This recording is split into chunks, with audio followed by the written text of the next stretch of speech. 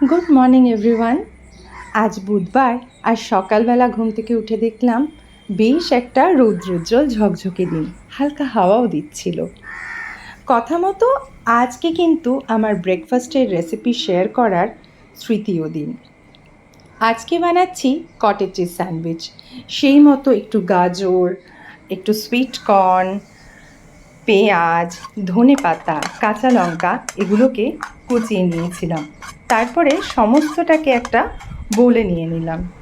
এবার গ্রেট করে রাখা পনিরটা এতে অ্যাড করে দিলাম।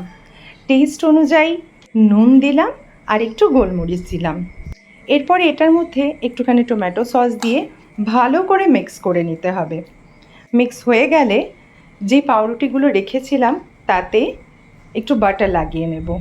তারপরে আর কি যেরমভাবে স্যান্ডউইচ বানায় আর কি সমস্ত মিক্সটা এটার ওপরে ছড়িয়ে দিয়ে আরেকটা পাউরুটি দিয়ে চাপা দিয়ে হালকা করে বাটারে সেঁকে নেওয়া। একসময় জানেন ভাত খেয়ে অফিসে যেতাম, তারপরে যখন আমি ভাত খাওয়াটা বন্ধ করলাম প্রথমটায় ভেবে পেতাম না কি খাবো।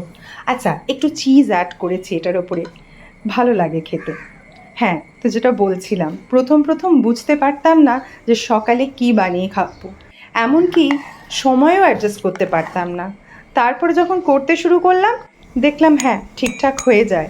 নিজের তৈরি হতে হতেই নিজের খাবার ব্যবস্থাটাও করে নিতে হবে, তাহলেই তো শরীরটার দিকেও একটু খেয়াল থাকবে।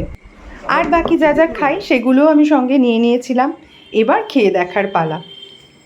কফিটা খেয়ে বেশ ঝরঝরে লাগছে।